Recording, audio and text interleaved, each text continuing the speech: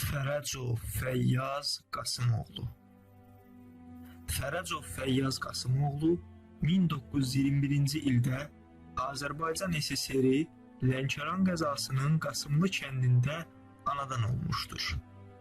Atası Qasımov Qasım Fərəcoğlu Azərbaycan Xalq Cümhuriyyəti əsgərlərinə maddi yardım etdiyinə və türkçülüyü təbliğ etdiyinə görə 1937-ci ilin 14 mart tarixində həyat yoldaşı Qasımova Xeyrənisə Əli qızı ilə bərabər həbs edilmişlər. Fəyyaz Fərəcov 1941-ci ildə Masallı rayon hərbi komissarlığı tərəfindən Sovet ordusu sıralarına çağırılaraq Rostov vilayəti Praxladnaya şəhərində yerləşən hərbi hissələrin birində xidmət etməyə başlayır. Krımın müdafiəsi uğrunda gedən qızğın döyüşlərdə qəhrəmancasına vuruşmuşdur. 1942-ci ildə cəbhədə olarkən İzyum şəhərində Xarkov ətrafı gedən döyüşlərdə başından ağır yaralanaraq Alman ordusu tərəfindən əsir götürülür.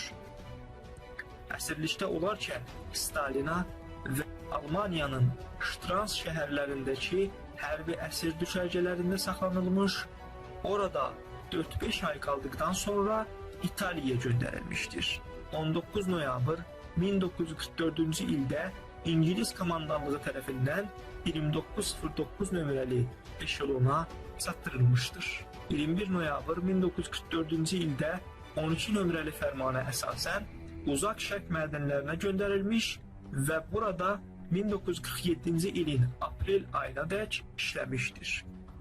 Daha sonra öz doğma kəndinə qayıtmış və Mir Hüseyn ağadan dini təhsil alaraq məsciddə Quran dərsi verərək öz bilik və bacarığını gələcək nəsillərə öyrətmişdir. Fəyyaz kişi çox zəhmətkeş və dindar adam olub. Əsirlikdə yaşadığı aylar onun həyatında əzablı izlər qoymuşdur.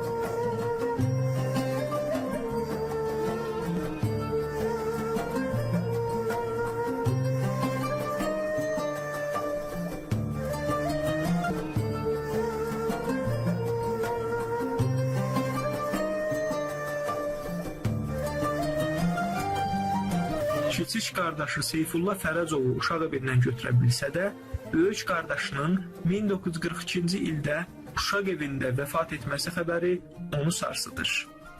1965-ci ildə məlum olur ki, qardaşı Museyib Fərəcov sağdır və Gürcüstanın Qardaban rayonunun Candar kəndində Salı kişi ilə bərabər yaşayır.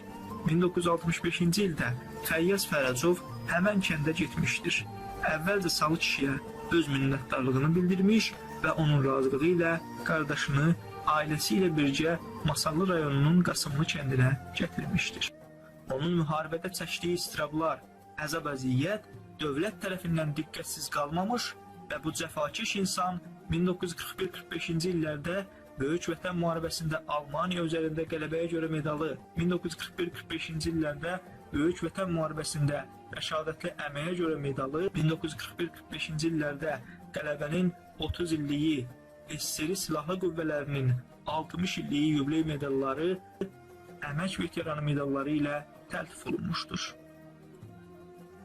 6 aprel 1985-ci ildə SSR Müdafiə Nazirliyi tərəfindən 2-ci dərəcəli Böyük Vətən müharibəsi ordeninə layiq görülmüşdür.